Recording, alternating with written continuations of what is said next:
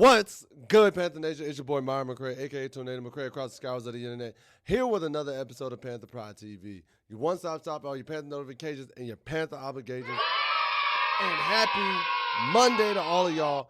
Hope y'all are having a great day. Hey, man, tonight is primetime night. It's Monday Night Football, Carolina Panthers, San Francisco 49ers. We on the clock. Everybody's going to be watching us tonight, so you know what?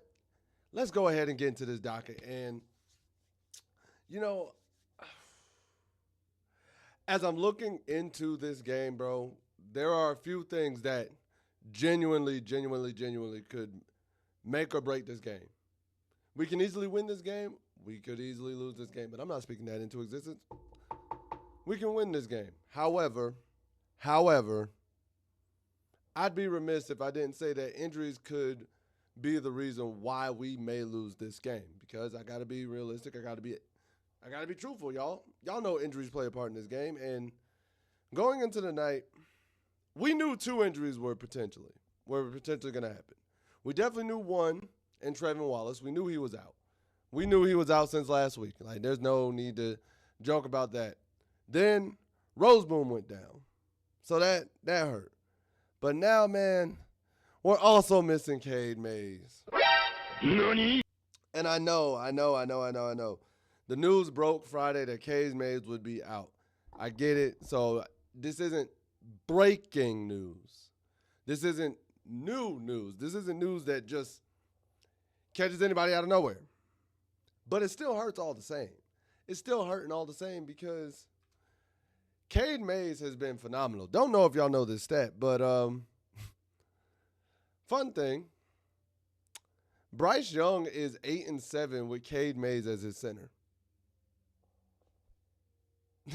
The man's 4-19 with any other center. So clearly, there's some connection between Bryce Young and Cade Mays. Like, clearly there's a connection there that seems to work. But losing both Wallace and Roseboom, our starting linebackers, our interior linebackers, that's already putting our defense in a compromising position. I don't need to say that, and honestly, I'm hoping Barnes can step up. I'm hoping Sherlis can step up and do what they do. I just hope that. And I'm hoping that Avero can call a game plan to where that's not an easily exposable thing for the San Francisco 49ers offense. Because they know we're missing those linebackers, and they're going to try to target that. Are our boys ready to step up, and are our boys ready to rock and roll? But to me, the biggest thing, and crazy as it's kept, the bigger injury is Cade Mays. Because for some reason, when our O-line has had Cade Mays at center versus Corbett, it's looked a lot better. But even when we look at it from a further standpoint, bro, y'all want to talk about consistency with Bryce Young and consistency with this offense? And I've been saying this is one of the reasons why I also think the O-line has been an issue, even though we spent a lot of money on the offense on the offseason. Y'all, tonight is going to be the ninth different starting O-line we've had all season. Nani?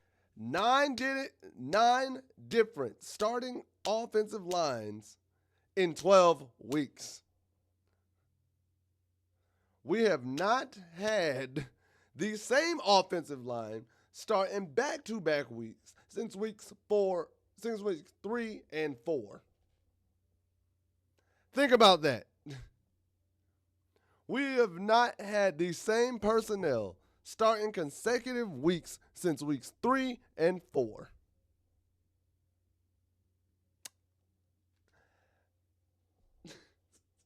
That's an issue. That is a huge issue, bro, because consistency at the offensive line, I know a lot of it has been due to injuries. You can't take away injuries. They're a part of the game. Unless you're playing Madden or old school ESPN 2K football or Blitz the League, NFL Game Day, like, you know, the old joints. And you go into the settings and just say, yeah, I'm going to just turn off injuries. Like, if that was the case, cool. But injuries happen. And because they happen, we have not had consistency at the offensive line standpoint. And I don't care who you are. No, it don't matter how much money we've spent on the offensive line this offseason. If we don't have a consistent offensive line that's able to build that camaraderie and gel and mesh together, because we're always having to pull and push and pull and push and take this person out and move this person here and move this person over, there's never any continuity. So the fact that we're in this point with 9 different starting O-lines in 12 weeks and we're in this position bodes a lot for us. But it goes to my point about the consistency. We've been inconsistent in a lot of areas. Quarterback play, yes. Running back play, yes. Receiver play, yes. And including offensive line appearances. I'm not even going to say play. Appearances first and foremost. Just getting the same offensive line on the field. Like, I'm not joking. I'm not being facetious. Week 3 and week 4, we had the same offensive line. Two weeks in a row. After that, we have not. There's been a tweak somewhere in each of these offensive lines from the previous week. Think about that, bro. So, I will say, 1, credit to this team's adaptability. Definitely got to give credit where credit is due. Because the fact that we're competing for a playoff spot with this many different offensive lines this late in the season, credit to their adaptability. But also, man, where would we be if we had the same offensive line all season with no injuries? Where would we be, yo? Like, that's an agonizing thing to wrap my brain around, because I'm just like, if you have the same offensive line, you have the same personnel, you have the same, like, just people, that builds more and more chemistry, and that can help in certain situations. I'm not saying it guarantees that it changes any of the results from certain games, but I think anybody would be a fool to sit here and say that having consistent personnel on the field doesn't put you in a better position to win a game. I don't think anybody would be a fool to say that. If I have chemistry with this person and we've been playing together so long, even if we aren't the most talented duo, because I know how this person plays and they know how I play, and we have that unspoken bond and trust, and I know their weaknesses, they know mine, and we can cover for each other, that makes up for it. That makes up for those lacks and weaknesses, and your weaknesses aren't as weak anymore. That's why when you see certain teams win, even though they aren't good, but they've been in this situation together through the fire and the flames, they look like better teams than what they are, because they're battle tested and they've been doing this together. Whereas if you keep pushing and pulling and picking and putting down pieces, you don't know. But at the end of the day, again, kudos to our boys for being this adaptable, for this adaptability, and for honestly they just keep pounding. It's our mantra for a reason. Next man up. And you have to have that mentality in sports. And by God, our offensive line have embodied it. They have embodied it so much. So kudos to all of them, man. And, hey, shout out to the coaches just having to make these decisions on the fly and doing what they got to do. And speaking of decisions, bro, next key I do want to talk about, wrong thing, is this. Guys, let's make some smart decisions on the field this week. Nani? And I know some of you are probably like, yo, what are you talking about? What are you talking about?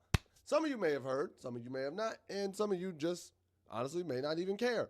But this past week, 2 of our rookies got in trouble with the NFL. And One, our star rookie, Tedero McMillan, got fined $14,491 for what the NFL deemed as a violent gesture after his big 39-yard catch late in the first half versus the Falcons. And then Corey Thornton got fined $4,685 for his hit on Falcons receiver Darnell Mooney, which was not flagged. Now, for those of you who don't remember, the T-Mac gesture they're talking about, it's T-Mac. Got the first down. It was the one where he got the big run, and then he kind of like he limped out of bounds a little bit, but he gets out of bounds, and he points his fingers like this. If you watch closely, and I didn't see it, I will admit, I didn't see it the first time. So when I first got the news and heard that he got fined, I said, for what? For pointing forward? And the reason why they fined him is because he did this. That is why. That is literally the reason why they fined T-Mac, because if you watch the video through the full clip, as he's running, he points forward, and right before the camera cuts off of him, he does that. And I'm just like, am I finding you? No. Honestly, I'm not finding you. But the NFL has been so dumb with their celebration fines this year.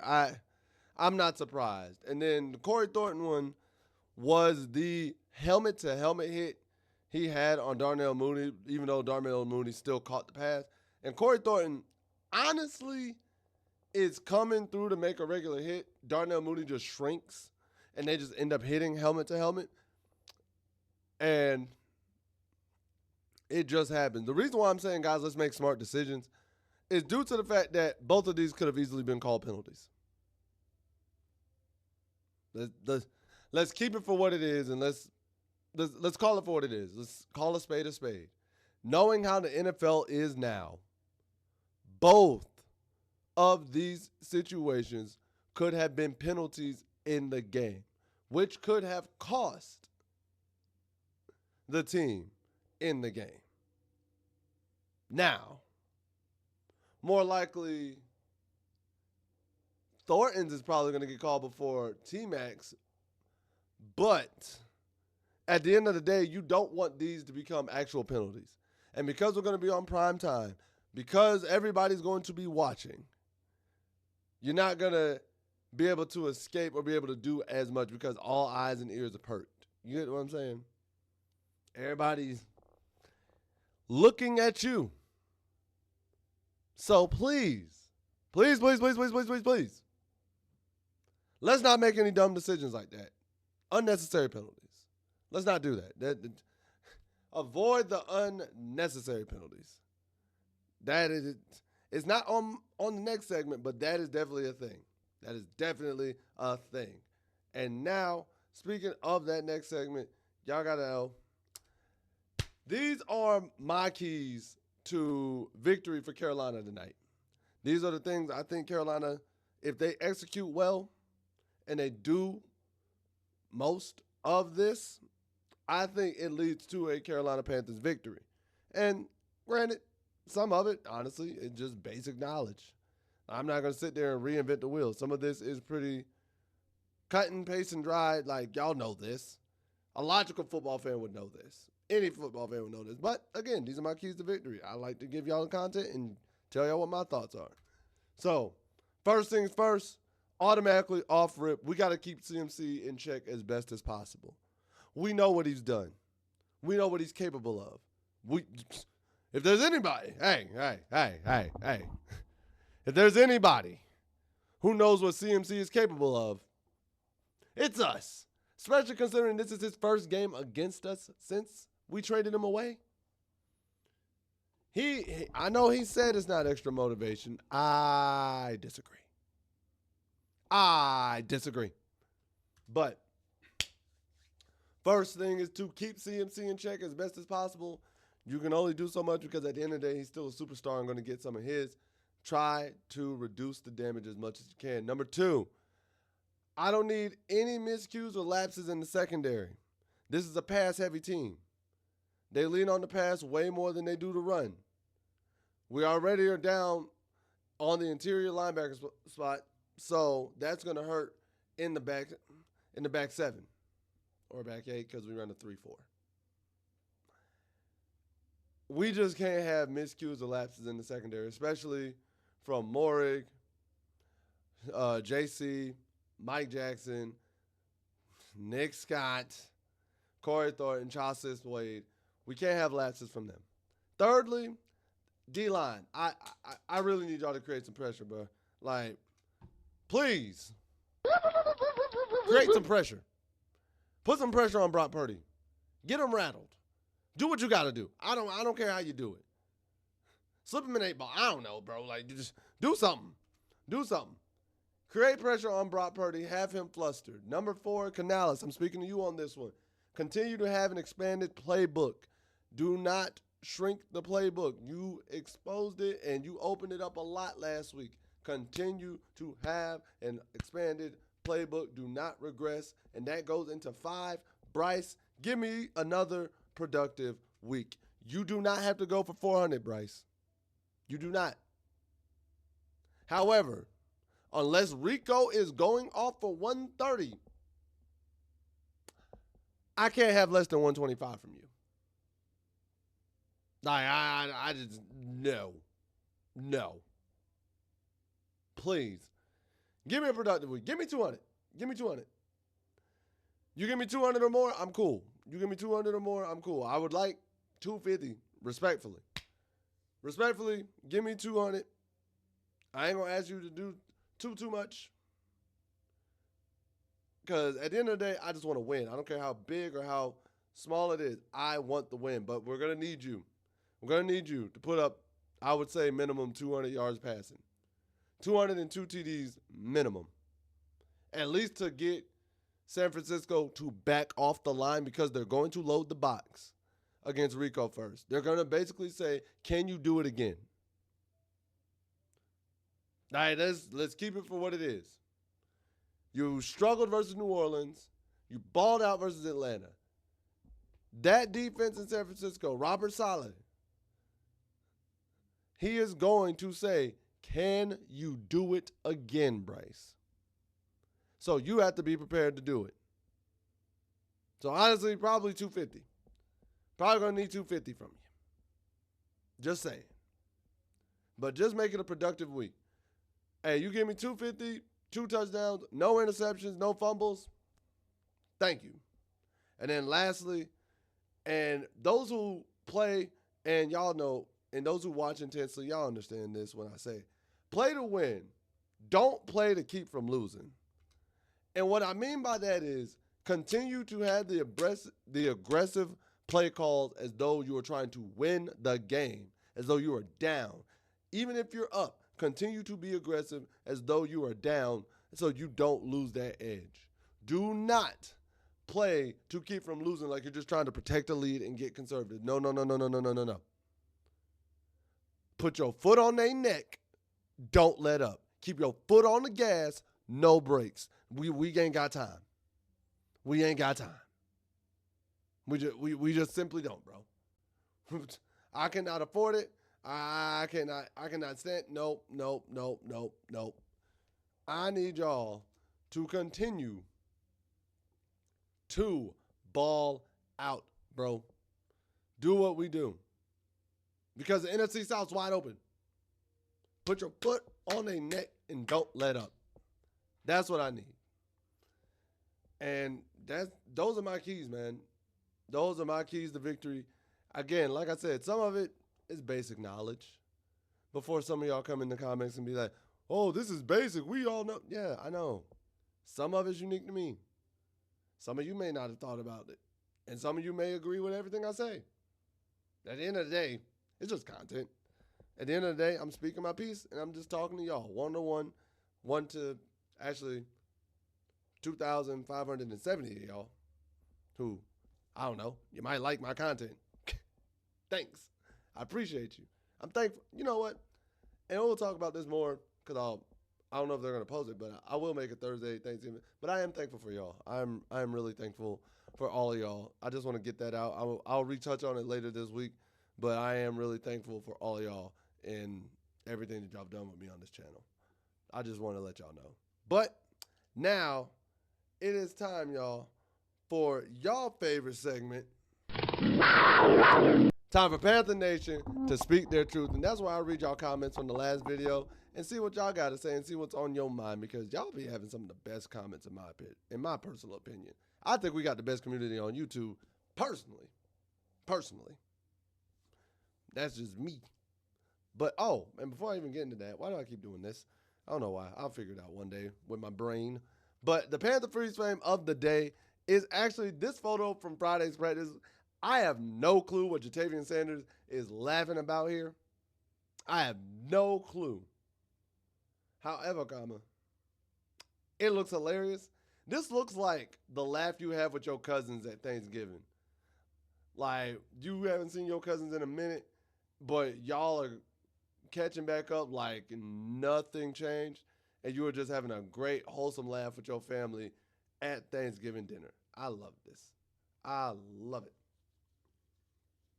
And I just think it's awesome, man. But let's go ahead and get into these comments.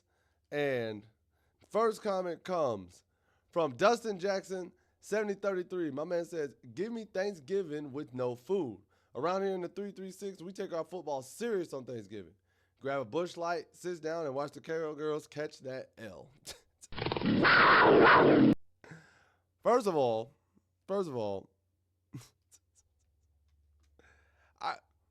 ain't 336 High Point too? Because I got family up in High Point. And one thing I can say about my family up in High Point, you don't mess with their food. Now, granted, they do love their football too, so you might have a point, bro. You might have a point. I'm just saying. I've seen the 336 area code. I'm like, that's High Point. At least my family members who live in High Point, that's what they have. But I understand it. They do have that Busch Light, though. They do have that Busch Light. I can't even front about that one. Next comes from Brandon Miles, 8174. My dog says, you either got to find a new cook or guest eat at my family's house for Thanksgiving. There are definitely years we've had to deal with the dry, but we all have it. So usually we've dialed in that juicy turkey. Because when you get it right, it competes with the ham. But you're right, the ham is usually the best. Hey, yo, Brandon. Hey, drop the Addy, bro.